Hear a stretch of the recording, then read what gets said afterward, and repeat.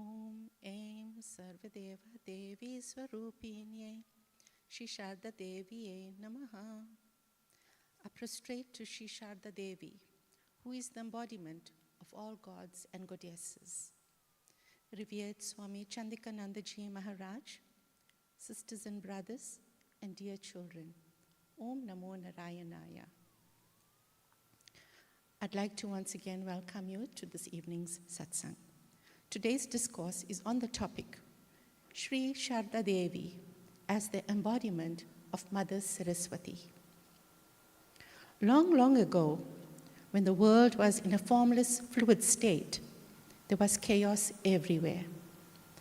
Lord Brahma, the creator, wondered, how do I bring order to this disorder? The Divine Mother replied, with knowledge. And then she emerged in the form of the goddess of knowledge and wisdom, Mother Saraswati, from Brahma's mouth, dressed in white, heralded by a peacock, riding a swan, carrying sacred books, prayer beads, and a musical instrument. She said, knowledge helps man to find possibilities where once he saw problems. Under the calming guidance of Mother Saraswati, Brahma learned to sense, think, and look at chaos with eyes of wisdom. The cosmos acquired structure, and order was restored. It is written in the Chandi that the Divine Mother, though birthless, manifests herself again and again for the protection of the world. It was Sri Ramakrishna, the Avatara himself, who opened our eyes to the true nature of Shri Sharda Devi. He said, she is Saraswati. She has come to impart knowledge, but she has hidden her celestial beauty, lest people, by looking at her, should befoul their minds with sinful thoughts. Shri Sharda Devi's life appears very practical, very commonplace, and near to our personal lives. In her, one does not notice any outward sign of yearning for God or God intoxication. She went about with her daily household chores, keeping her inner illumination intact. Sri Ramakrishna knew that Sharda was the bestower of the highest wisdom, and it was her duty to guide humanity towards the path of spiritual wisdom and self-realization. Sharda Devi was the eldest child of Shama Sundari Devi and Ramachandra Mukherjee. She was born on the 22nd of December, 1853, in the small village of Jairambati. Her family called her Shardamani, which means a jewel given as a gift by Goddess Saraswati.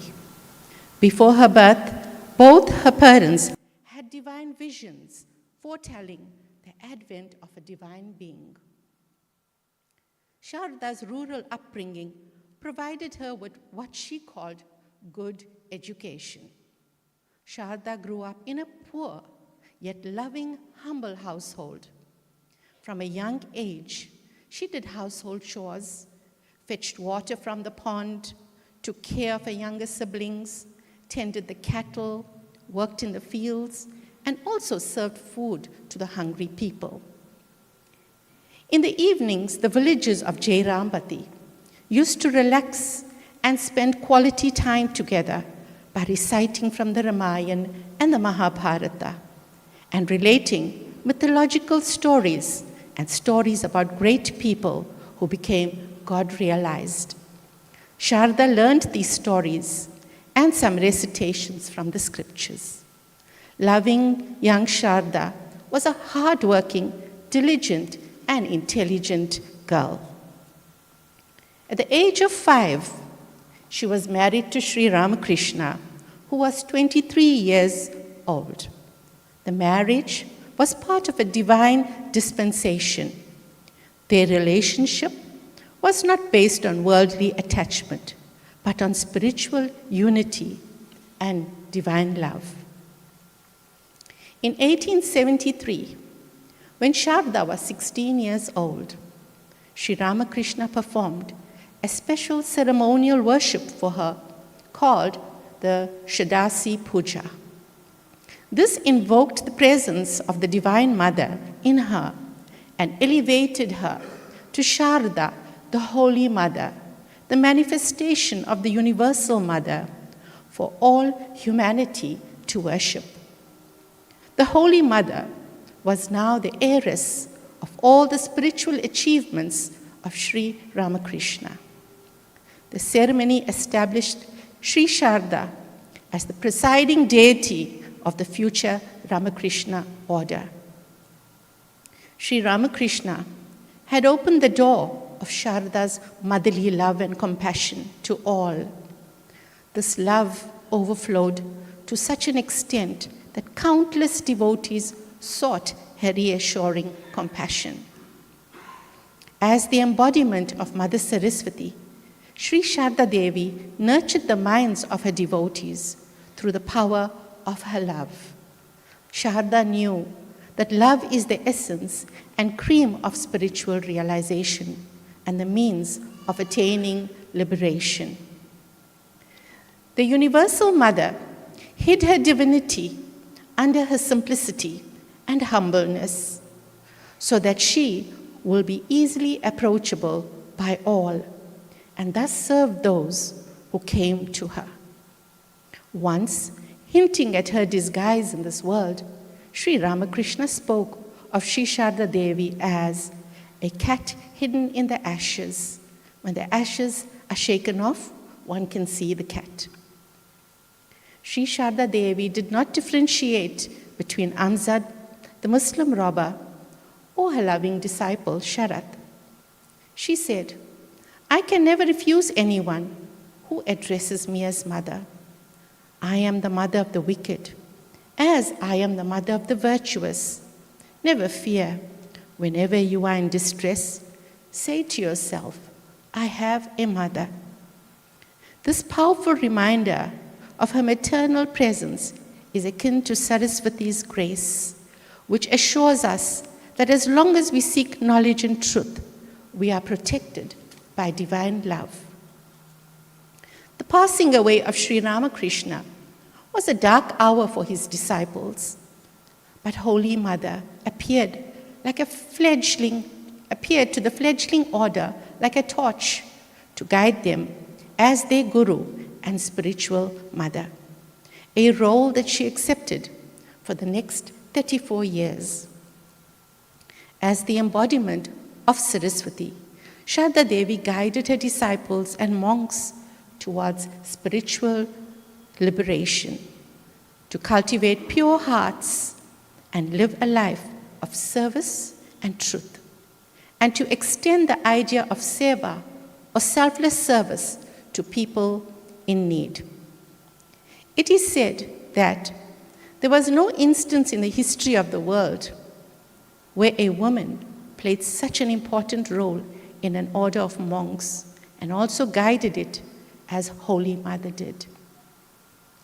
She initiated many seekers into the Ramakrishna order and embraced countless people with no regard for their past deeds. One disciple was baffled when he received initiation from Mother. Surendra Sen, an ardent admirer of Swami Vivekananda, asked Swamiji for initiation. Swamiji replied, "The Master has shown me that I am not your guru. He has shown me that the person who will initiate you is greater than I." Not long afterwards, Surendra Sen had a dream where he saw himself seated on the lap of Ramakrishna. A luminous form of a goddess appeared and said, "I am Saraswati." She then uttered a mantra and asked him to mentally repeat it 108 times every day. She even demonstrated to him how to count on the fingers. When Surendra Sen related his dream to Vivekananda, Swamiji said, "Go on repeating this mantra, and you will see the goddess who gave you this mantra will appear before you in a physical form." 7 years later, in 1906, Surendra Sen went to Jairambati to visit Holy Mother. On the second day of his visit, Mother called him to take initiation. He said, "As soon as I heard the mantra, the whole episode of my dream flashed through my mind, and I felt dizzy. I lost all external consciousness. On returning to normal consciousness, I saw the radiant figure of the goddess. He saw the radiant figure of the goddess of his dream, the Holy Mother, were one, and he clearly saw one merging into the other and then re-emerging from the other. The Holy Mother said, 'Why? We are the same, aren't we?' As Mother Saraswati, Sharda Devi carried the lamp of knowledge, dispelling ignorance wherever she went. Mother herself did not have formal education, but that did not curb her enthusiasm for making others learned. She educated her nieces, Maku and Radhu, in a general way. Mother would say, if they are educated and follow some learned profession, they themselves would live happily and make others happy by being of help to them. It was her desire to see the girls of the village being educated. Sister Nivedita, an Irish disciple of Swami Vivekananda, started a school for Indian girls in Calcutta with Mother's blessings.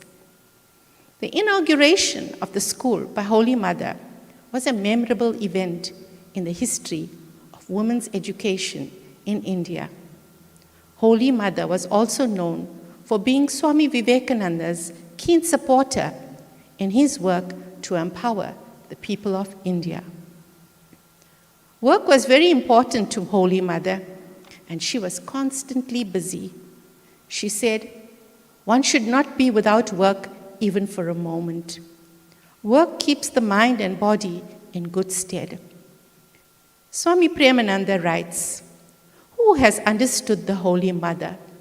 The exalted Empress has, of her own accord, appeared as an indigent woman.